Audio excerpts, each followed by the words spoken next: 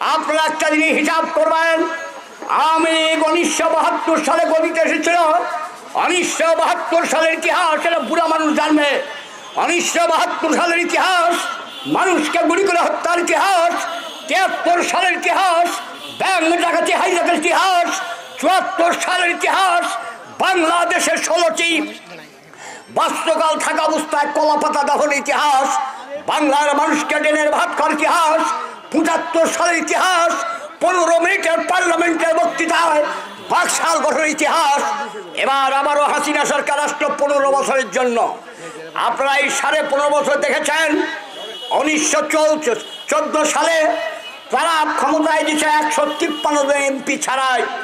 18 সালে দিনের ভোট রাতে নিয়েছে, খালেদা জিয়ার বিরুদ্ধে মামলা করেছে, খালেদা জিয়াকে জেলে দিয়েছে, তারেক রহমানকে দেশান্তর করেছে, লক্ষ লক্ষ মানুষকে গুম করেছে, খুন করেছে। এবার সম্পূর্ণ কিছু ব্যাংক ডাকাতি করেছে, লুট করেছে হাজার হাজার কোটি টাকা, বাংলাদেশকে করেছে নিঃস্ব করানোর পর এই ছাত্র আন্দোলন, কৃষক আন্দোলন, শ্রমিক আন্দোলন, বাংলার মানুষের আন্দোলন এবং বিএনপি এবং অন্যান্য সংগঠনের আন্দোলনের ফলে শেখ হাসিনা সব পরিবারে গোষ্ঠী সহকারে দেশ থেকে পালাইছে। শেখ হাসিনা ভারতে গেছে। এখন ভারতে যাওয়ার পর এখন আমি এক জায়গায় বসতে ডোমারে, ওখানে একজন সাংবাদিক স্লিপ দিল, যাচ্ছা বিএনপি যদি গদিতে যায় তাহলে কি ইন্ডিয়ার সাথে সম্পর্ক থাকবে না? বলে অবশ্যই থাকবে। বিএনপি গদিতে গেলে ইন্ডিয়ার সাথে সম্পর্ক থাকবে, তাহলে কিভাবে থাকবে? এখানে কেন্দ্রীয় নেতা তাইফুল ইসলাম আছে, আমি অন্যরকম বক্তৃতা দিলে এটা ভাইরাল হতে পারে। সম্পর্ক থাকবে কি রকম? মুসলমান মতে, হিন্দু মতে বিয়া হয়, 4টা কলা গাছ পুঁতে সেই জায়গায় বিয়া হয়। এই আঁচলের সাথে আপনার ধুতি কুড়া বাজি দেয়, কানা হোক, খুড়া হোক, বুবা হোক, যাই হোক, মরার আগের দিন মতো টাইলি বেড়াতে হবে। আর মুসলমান মতে বিয়া হয়, বাড়িতে আসলো, বউ দুশ্চরিত্র, বউ কথা বলতে পারে না, বউ শয়তান, 1 তালাক 2 তালাক 3 তালাক, মামলা শেষ।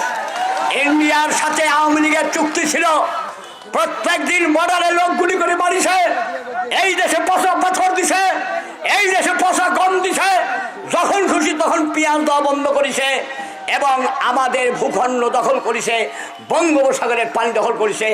হাসিনা কিছু করতে পারে নাই, আওয়ামী লীগ কিছু করতে পারে নাই, কারণ ওরা হিন্দু মতে ইন্ডিয়ার সাথে চুক্তিবদ্ধ।